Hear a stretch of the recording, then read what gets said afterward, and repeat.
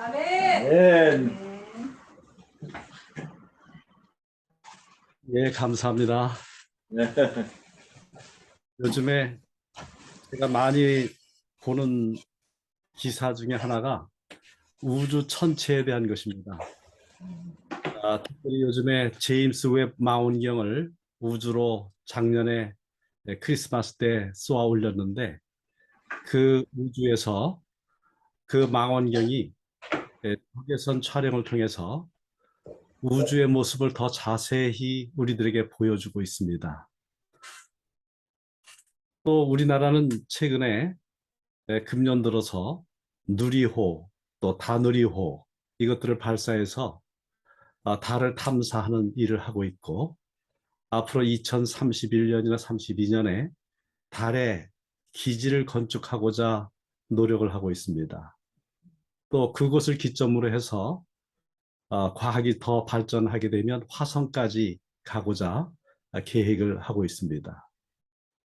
이와 같이 하늘에 대한 관심이 많이 모든 사람들이 관심을 많이 가지면서 저는 그 우주에 대한 생각을 많이 하는데 그 중에 특별히 우리 하나님께서 마련해 놓으신 정말 참된 우주, 새 하늘과 새 땅을 많이 생각을 합니다. 우리에게는 가야 할 새 하늘과 새 땅, 또 들어가야 할 새 예루살렘이 있습니다. 오늘 이 아침에는 하나님의 말씀 이사야서 14장 1절 2절의 말씀을 통해서 새 하늘과 새 땅에 들어가서 살아야 될 우리의 그 삶에 대해서 살펴보고자 합니다. 이사야 14장 1절 2절 말씀입니다. 여호와께서 야곱을 긍휼히 여기시며 이스라엘을 다시 택하여 그들의 땅에 두시리니 나그네 된 자가 야곱 족속과 연합하여 그들에게 예속될 것이며 민족들이 그들을 데리고 그들의 본토에 돌아오리니 이스라엘 족속이 여호와의 땅에서 그들을 얻어 노비로 삼겠고 전에 자기를 사로잡던 자들을 사로잡고 자기를 압제하던 자들을 주관하리라. 우리 이사야 13장부터 23장까지는 열방 민족에 대한 그 하나님의 예언이 나옵니다. 13장과 14장은 특별히 바벨론에 대해서 이야기하고 있어요. 이 13장의 구절을 보면 바벨론에 대한 경고의 말씀이 13장 전체를 차지하고 그 다음에 14장 1절 2절이 하나님의 백성이 포로에서 돌아오는 것을 이야기하고 있고 그리고 14장 3절부터 23절까지는 바벨론의 멸망에 대해서 다루고 있습니다. 여기 이것을 보게 되면 바벨론의 멸망에 대해서 다루고 있는 전체적인 이야기 가운데에 14장 1절 2절이 들어가 있어요. 바로 바벨론 멸망을 이야기하다가 잠깐 하나님의 백성에 대해서 이야기하다가 그 다음에 또 바벨론 멸망에 대해서 이야기를 하고 있습니다. 그러면 이 문학적인 이 구조를 통해서 우리가 알 수 있는 것은 다름이 아니라 이 바벨론 멸망에 대한 그 이야기에 정말 우리들이 관심 가져야 될 그 핵심적인 부분, 하나님의 핵심적인 관심, 그것은 하나님 백성의 구원이라는 것을 깨닫게 해줍니다. 이것은 세계 역사가 하나님의 섭리에 의해서 그 백성을 중심으로 해서 전개되고 있다는 것을 알려주고 있어요. 바로 바벨론과 같은 여러 열방들이 세계를 주관하는 것처럼 보이지만은 하나님께서는 하나님의 백성들을 그 핵심으로 두고 이 세계의 역사를 운행하고 있다는 말씀입니다. 우리 이사야서 14장 1절을 보면 한글 성경에는 번역이 되어 있지 않는 특별한 말로 시작을 하고 있어요. 바로 그것은 히브리어로 키라고 하는 단어인데 그것은 왜냐하면이라고 하는 말로 번역할 수 있습니다. 이는 이라는 말로 번역할 수 있어요. 바로 이유를 나타내는 히브리어 접속사가 시작을 하고 있습니다. 자, 그렇다면 갑작스럽게 14장 1절이 왜냐하면 이렇게 나온다면 우리는 그 앞을 찾아봐야 돼요. 그 앞에 내용을 보게 되면 13장에 그 뭐 모든 내용들을 다 볼 시간은 없고요. 13장 19절에 보면 열국의 영광이요 갈대아 사람의 자랑하는 놀이가 된 바벨론이 하나님께 멸망당한 소돔과 고모라 같이 되리니, 그래서 어떻게 돼요? 멸망당하는 거예요. 장막도 치지 못하고 양떼도 거기 쉬지 못하고 들짐승들이 그곳에서 살게 되고, 22절에는 화려하던 궁전에는 들깨가 울 것이라 그의 때가 가까움에 그의 날이 오래지 아니하리라. 바로 이렇게 멸망당한 거죠. 이렇게 바벨론이 멸망당하는 그 이야기를 하면서 이제 왜냐하면 이란 말로 이제 이야기가 나오고 있어요. 그러니까 이것을 우리가 종합적으로 생각하면 13장에 있는 바벨론의 멸망에 대한 그 예언은 이스라엘 민족을 해방하기 위해서 일어났다라고 하는 뜻입니다. 하나님이 이스라엘을 구원하시기 위해서 제국의 운명을 바꾸신 거예요. 바로 성경은 하나님의 최고의 관심이 하나님 백성들에게 있음을 이야기하고 있습니다. 자, 그러면 우리 14장 1절에 맨 먼저 나오는 구절을 보겠습니다. 여호와께서 야곱을 긍휼히 여기시며, 야곱은 형과 부친에게 저지른 죄 때문에 집에서 도망쳐 밧단 아람에 가서 종로를 했던 인물입니다. 바로 이 야곱이 하나님 백성을 대표하는 인물이에요. 이 야곱에게 일어났던 일들이 하나님 백성들에게 또 일어나는 일들을 상징하고 있습니다. 유다 백성과 이스라엘 백성들, 여호와께 지은 죄 때문에 바벨론과 아수르 땅으로 붙잡혀가서 살아야만 했습니다. 그런데 그게 다가 아니죠. 하나님이 야곱에게 함께 하셔서 고향으로 돌아오게 해주셨습니다.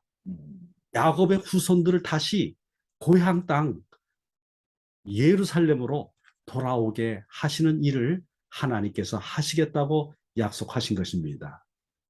이스라엘이 포로에서 돌아올 수 있었던 그 이유를 말하자면 여호와께서 야곱을 긍휼히 여기시며 했어요. 하나님께서 야곱을 긍휼히 여기셨기 때문에 된 것입니다.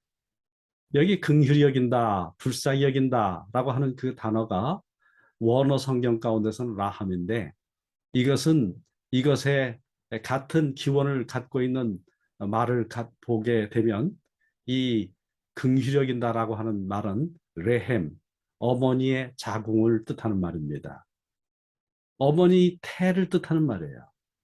자, 자기 태로부터 고통을 통해서 태어난 그 아이에 대해서 어머니가 어떻겠습니까? 극진한 사랑을 갖고 있죠. 극진한 사랑을 베풀지요. 이 이미지를 갖고 이사야 49장 15절은 말했습니다. 여인이 어찌 그 젖 먹는 자식을 잊겠으며 자기 태에서 난 아들을 긍휼히 여기지 아니하겠느냐. 그들은 혹시 잊을지라도 나는 너를 잊지 아니할 것이다. 해산의 고통을 통해서 자식을 낳은 어머니의 사랑이 크긴 하지만 그보다도 더 크고 더 깊은 사랑을 하나님이 그 백성들에 대해서 갖고 계신다는 말씀입니다. 우리에 대해서 이렇게 큰 사랑을 갖고 계신다는 말씀입니다. 원어 성경에서 보게 되면 하나님이 주어가 되어서 라함 동사를 PL형으로 사용하게 될 때 그 강조형이라고 합니다. 거기에서 하나님의 동정의 대상은 거의 전적으로 하나님의 백성입니다.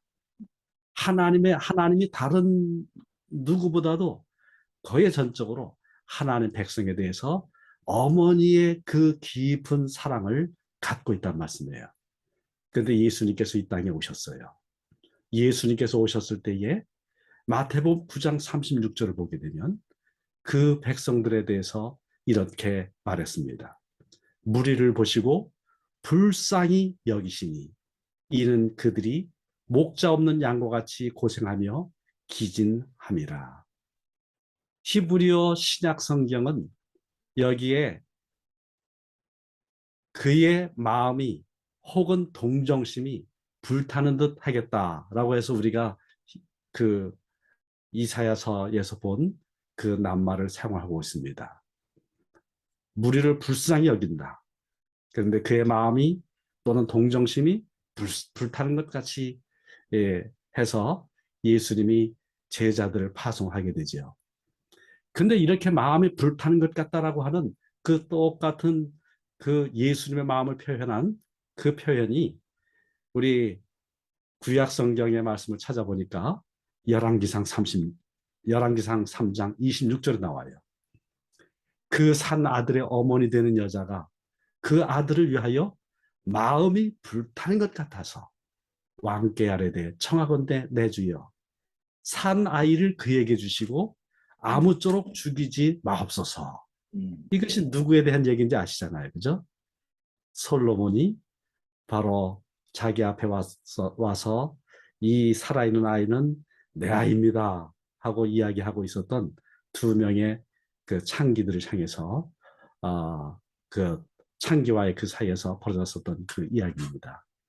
진짜 어머니는 아이를 절반을 잘라가지고 서로 나눠 갖는 것이 공평하다라는 이야기를 들었을 때에 마음이 불붙는 것 같아서 그 살아있는 아이 저 여자한테 주십시오. 이렇게 말한 것입니다.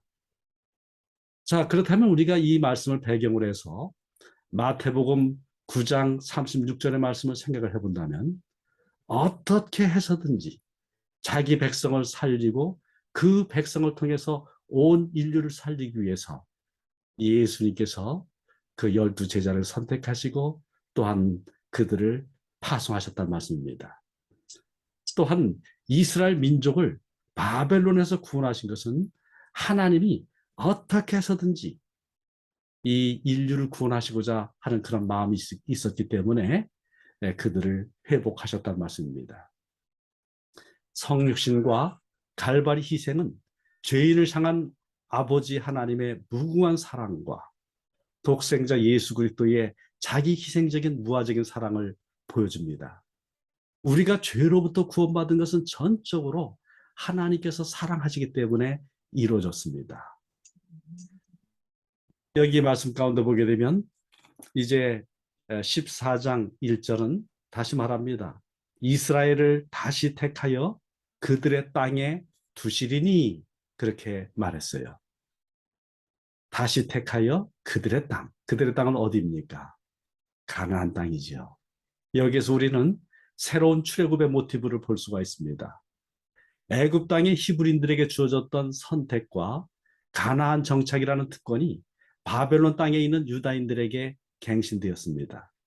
선민과 땅에 대한 약속은 아브라함 언약에 포함된 것입니다. 모든 민족이 너를 통해서 구원받게 될 것이다. 너는 복의 근원이 될 것이다. 너는 복이 될 것이다. 이 약속을 하나님께서 성취하시기 위해서 아브라함 언약을 완성하는 만민의 축복이 되시는 메시아 예수께서 이 땅에 오시게 되었습니다. 바로 메시아 예수님께서 이 땅에 오실 길을 예비하도록 하기 위해서 하나님께서 유다인들을 바벨론으로부터 예루살렘으로 가나안 땅으로 다시 돌아가도록 했습니다. 이 출애굽과 제2의 출애굽인 바벨론으로부터의 귀환은 성도의 구원에 대한 표상이 됩니다. 첫 번째로 애굽과 바벨론은 죄와 죄의 속박을 대표합니다.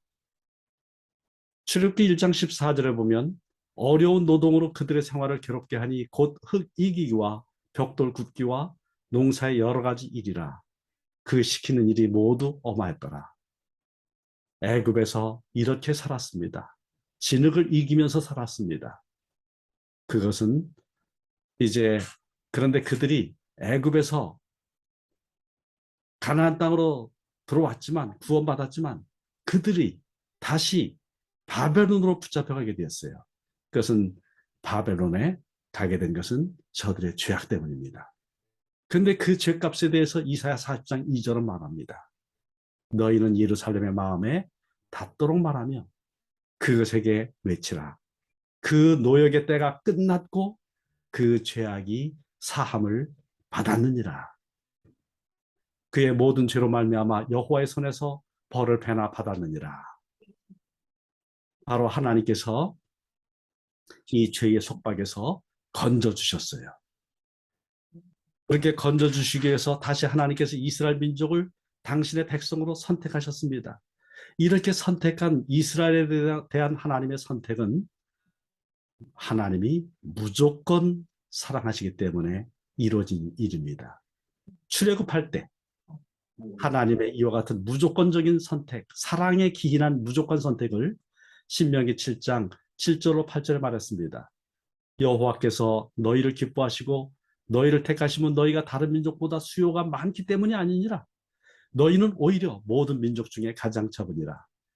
여호와께서 다만 너희를 사랑하심으로 말미암아 너희를 다만 사랑하심으로 하시기 때문에 자기의 권능의 손으로 너희를 인도하여 내시되 너희를 그 종되었던 집에서 애굽 왕 바로의 손에서 속량하셨다 말했습니다. 그런데 신약성경은 에베소서 2장 3절로 5절에 우리에 대해서 이렇게 이 말씀을 적용하고 있어요. 전에는 우리도 다 그 가운데서 우리 육체의 욕심을 따라 지내며 육체와 마음에 원하는 것을 하여 다른 이들과 같이 본질상 진노의 자녀였더니, 우리가 본질상 진노의 자녀였단 말이에요. 그런데 이 진노를 받아서 이 우주에서 완전히 사라질 수밖에 없는 우리 이 존재들에게 어떤 일이 벌어졌습니까? 긍휼이 풍성하신 하나님이 우리를 사랑하신 그 큰 사랑을 인하여 그 풍성하신 사랑 가운데에 그 큰 사랑 때문에 허물로 죽은 우리를 그리스도와 함께 살리셨고 하였습니다. 바로 그 사랑 때문에 예수님을 보내주셨고 그 예수님이 부활하실 때에 우리를 살려주셨다는 말씀입니다. 우리가 이렇게 죄로부터 벗어나고 구원받게 된 것은 전적으로 하나님의 사랑입니다. 그런데 목적지가 있어요. 세 번째로 성도의 궁극적인 목적지는 새 하늘과 새 땅, 하늘 예루살렘입니다. 아멘. 여기에 대해서 히브리서 12장 22절은 말합니다. 그러나 너희가 이룬 곳은 시온산과 살아계신 하나님의 도성인 하늘의 예루살렘과 천만 천사와.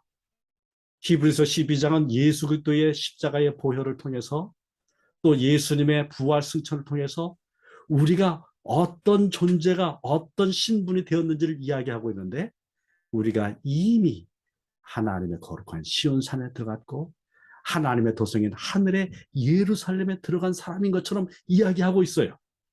그것이 이미 너희가 이루는 것은이라고 하는 것은 완료형입니다. 우리가 거기 가서 살고 있다라고 하는 뜻이에요. 이것은 너무나 분명하게 예수님 안에서 이루어질 것이기 때문에 이미 이루어진 일인 것처럼 생각하고 있습니다. 따라서 성도 여러분, 오늘 우리는 예수 그리스도 안에서 우리들에게 영원한 하나님의 왕국이 주어졌다는 이 확신을 굳건하게 붙드시게 되기를 바랍니다. 아멘. 네 번째로 성도는 예수 그리스도 안에서 새 예루살렘을 소유하고 있습니다. 여기 지금 본문의 말씀을 보면은 그들의 땅에 두시린이라고 하였어요. 두시린이, 이 두시린이라고 하는 원어는 누아흐라고 하는 단어인데 이 말은 정착시킨다, 쉬다, 안식하다라고 하는 의미를 갖고 있습니다. 태초에 하나님은 창세기 2장 15절에 아담과 하와를 에덴 동산에 두셨습니다. 정착시켰습니다. 여호수아 21장 44절, 23장 1절을 보게 되면 하나님께서 그 백성 이스라엘 민족을 가나안의 땅에 정착을 시켜서 안식을 누리게 해주셨어요. 그런데 예수님께서 이 땅에 오셨을 때 산상순을 통해서 주신 약속이 있어요. 마태복음 5장 5절에 온유한 자에게 땅을 기업으로 주실 것이라고 약속해 주셨습니다. 이 온유한 자는 우리 주님의 말씀대로 순종하며 주님께서 어디로 인도하시든지 따라가는 사람을 온유한 사람이라고 말을 합니다. 빌립보서 3장 20절에 성도는 예수 그리스도 안에서 하늘 시민권을 가졌습니다. 우리 방금 히브리서 12장 22절은 영적으로 이미 우리는 하늘 예루살렘과 시온산에 살고 있습니다. 그런데 여기에 14장에 우리들이 생각해야 될 아주 귀한 말씀이 있습니다. 나그네 된 자가 야곱 족속과 연합하여 그들에게 예속될 것이며, 여기 나그네 된 자라고 하는 말은 히브리어로 게르라고 하는 단어인데, 이것은 체류자, 이방인이라고 하는 뜻을 갖고 있습니다. 나중에 히브리어에서 게르라고 하는 이 단어, 이방인이라고 하는 이 단어는 개종한 사람을 뜻하게 되었습니다. 이사야는 이방인들이 이스라엘과 연합하는 것을, 이제 하나님의 백성이 되는 것을 반복해서 이야기하고 있어요. 그 중에 한 구절을 보자면 이사야 56장 6절로 7절입니다.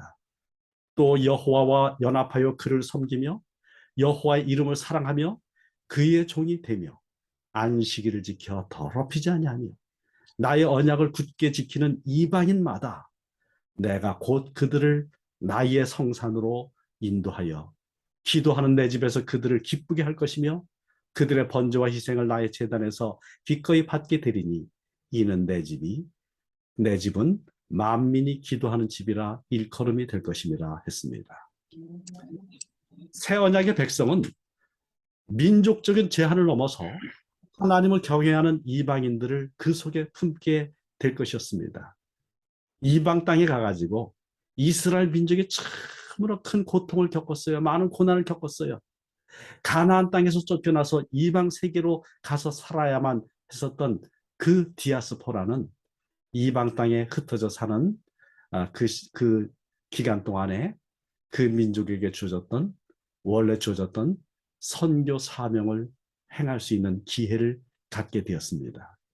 편안할 때 하지 못했었던 그 일을 하나님께서는 그 백성이 고난 가운데 있을 때에 행하도록 하셨습니다. 그래서 바리새인들은 성경 말씀 가운데 보게 되면 예수님께서 마태복음 23장 15절에 바리새인들이 얼마나 열심히 선교 활동을 했는지, 서기관들과 바리새인들이여 너희는 교인 한 사람을 얻기 위하여 바다와 육지를 두루 다니다가, 이렇게 이야기하였어요.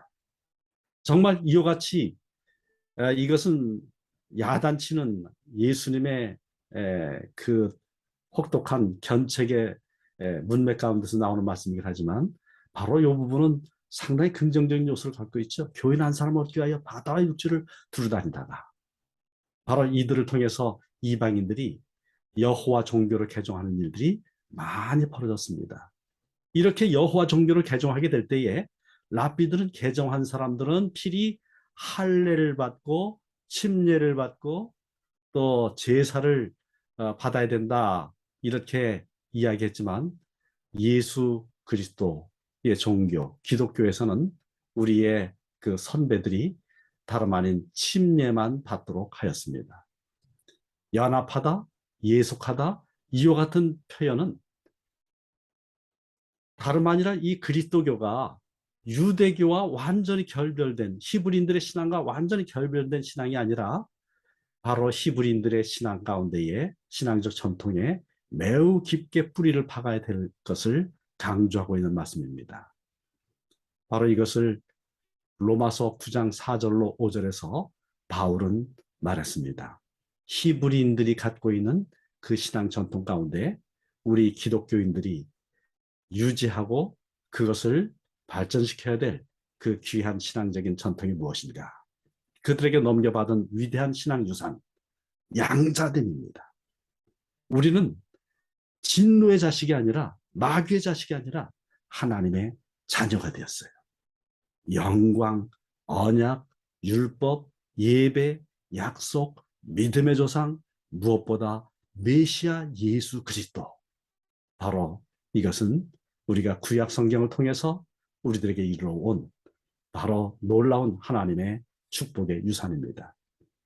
바로 이 구약 성경 속에 있는 이와 같은 그 귀한 주제, 귀한 신학적인 주제, 이와 같은 말씀들은 신약을 이해하는데 아주 필수적인 교훈을, 배경을 제공하고 있어요. 바로 여기에 저는 지금 교리적인 이야기들, 어떻게 보면 교리적인 이야기들 했는데, 우리들이 갖고 있는 모든 교리들, 또 구약과 관련되어 있는 필수적인 교훈들, 이것들은 단지 그냥 구약에서 끝나는 것이 아니라 거기에서 구약에서 시작해서 예수 그리스도 안에서 풍성한 열매를 맺고 있습니다. 우리들이 아무리 교리를 잘 알고 교리를 다른 사람에게 잘 설명을 해줄 수 있다고 할지라도 예수 그리스도를 그 교리들을 통해서 제시해 주지 못한다면 그것은 아무것도 아닙니다. 하나님의 성령께서 우리들에게 밝은 빛을, 우리의 마음을 밝혀주셔서 우리가 이와 같은 하나님의 말씀의 도리들을 잘 이해할 뿐만이 아니라 그와 같은 말씀들을 그리스도의 빛으로 예수 그리스도를 드러낼 수 있도록 이해하고 다른 사람들에게 전달해 줄 수 있도록 도와주시기를 바랍니다. 아멘.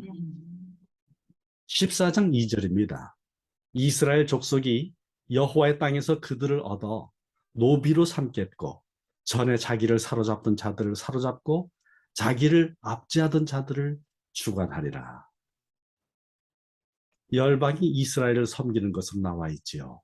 바로 이것은 새 이스라엘인 교회를 통해서 복음의 능력으로 모든 민족들이 예수 그리스도께 굴복하는 것을 가리키고 있습니다.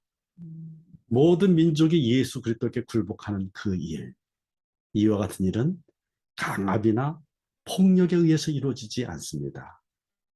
그리스도의 사랑이 우리를 강권하실 때에 우리가 기쁘게 알아서 즐겁게 예수 그리스도의 종으로서 봉사하는 사람이 될 수 있습니다. 바로 그리스도의 사랑이 원수를 친구로 만들고 그리스도의 사랑이 정말 자원하여 봉사하는 종이 되도록 합니다. 오늘 저는 그 장로님께서, 고 장로님께서 주신 링크로 들어갔는데 아직 그 예배가 오늘 인도 분들하고 하셨나요? 네팔, 네. 방글라데시. 네팔 방글라데시 분들하고 하셨죠? 그, 그 말씀 전하시는데 그래서 제가 잠깐 나왔지만은 저도 말씀을 준비해야 되기 때문에 나왔지만 제가 마음에 깊은 감동을 받았습니다. 오늘 제가 설교 말씀 다 듣지 못했지만 우리를 찾으시는 하나님, 내가 어디 있느냐 예, 찾으시는 하나님에 대해서 우리 장로님이 그 네팔, 방글라데시에 있는 그 많은 청년들에게 이 메시지를 증거하는 것을 보았습니다. 그 말씀 한마디 한마디가 정말 힘이 있는 것을 느꼈습니다. 이렇게 증거된 말씀들이 어떻게 될까요? 바로 이 열매들은 풍성하게 맺히게 될 것입니다. 우리는 지구에 정말 작은 동네에 그렇게 살고 있지만, 작은 한 곳에 모여서 있지만은, 그러나 하나님의 말씀은 살아서 그 들은 바 그 청년들의 마음 가운데 큰 열매를 맺게 될 것으로 확신을 합니다. 아멘. 저는 요즘 정말 너무 행복해요. 특별히 지난주, 이번 주일은 너무너무 기분이 좋습니다. 왜냐하면 제가 가르쳤었던 학생 가운데 모세마카 은디무키카라고는 학생이 있어요. 예, 예, 예. 우간다의 부게마 대학교 신학과 교수입니다. 근데 바로 이분이 삼육대학교에 와서 구약학을 전공하고 제가 주임 교수, 지도교수가 되었어요. 지도교수로서 그 학생을 지도를 했어요. 근데 그 학생이 한국에서 나는 그 따뜻한 그리스도인 형제의 그 귀한 사랑, 거기에 감동을 받아가지고 이분이 우리 대학에 와서 봉사를 하고 싶다고, 대학에 와서 같이 교수가 되고 싶다고. 그런데 단순한 교수가 아니라 아프리카에 있는 수많은 청년들을 우리 대학에 와서 공부하도록 하는 그와 같은 일을 하고 싶다고 그렇게 마음 표현을 했어요. 그래서 작년도에 우리가 이분을 대학에서 교수로 초빙을 했어요. 음. 근데 초빙을 했는데 그러니까 이제 뭐 짐 싸가지고 오기만 하면 되는 거예요. 예. 그런데 오질 못하는 거예요. 왜 오질 못하느냐? 그 우간다에서 이 유능한 학생을 이 유능한 사람을 우리가 한국에 뺏길 수 있느냐? 지회에 가가지고 연합회장이 바로 이 모세 마카 은디무키카 교수를 우리 총무부장으로 달라고. 아, 근데 총무부장으로 데려가 버렸어요. 아이고. 예, 그래가지고 우리가 기껏 세워놨었던 아주 좋은 계획이 날아간 것처럼 보였습니다. 음. 예, 그런데 제가 지난 주일에 메시지를 받았어요. 바로 모세 이 교수가 우간다 연합회장이 되었어요. 아이고. 네. 아. 어떻습니까? 바로 이제 하나님께서 아이고. 우리 삼육대학교가 음. 아프리카 지역 전체에서 본토인 연합회장을 최초로 아이고. 대단해. 정말 하나님께서 하실 수 있는 아주 놀라운 일을 이제 또한 이 부분을 통해서 이루라 생각을 합니다. 정말 우리는 연약한 사람들입니다. 그런데 하나님은 어떻게 하십니까? 우리가 우리 자신의 탤런트를 하나님께 드리게 될 때 하나님께서 우리를 통해서 정말 땅 끝까지 복음을 증거하시고 우리와 함께 영원히 살게 될 그 하늘 가족을 만들고 계셔요. 정말 우리 이와 같은 선교적 열정을 갖고 있는 산수교회의 담임 목사가 된 것을 제가 아주 기쁘게 생각을 하고 예, 그리고 우리가 이와 같은 귀한 믿음의 일을 끝까지 예수님 오실 때까지 함께 감당해가는 하나님의 귀한 축복받은 성도들이 되길 바라면서 말씀 마치겠습니다. 아멘. 아멘. 기도해 주세요, 목사님. 예, 기도하겠습니다. 하나님 아버지, 오늘 저희들에게 세계를 위해서 봉사할 수 있는 그 축복을 주셔서 감사합니다. 아멘. 우리가 죄에서 구원받은 정말 은혜로 구원받은 사람인 것을 감사합니다. 아멘. 이제 우리 자신을 하나님께 드리오니 하나님께서 네팔, 또 방글라데시, 인디아, 그리고 아프리카 참으로 수많은 나라들의 우리 주 예수 그리스도를 증거하는 이 복음 사명을 잘 감당할 수 있도록 축복하여 주시옵소서. 아멘. 우리 하나님의 놀라우신 사랑이 함께 하나님께 간구하고 기도하는 우리 하나님의 백성들에게 함께하여 주시기를 그리스도 예수 이름으로 축복하며 기도드리옵나이다. 아멘. 아멘. 감사합니다.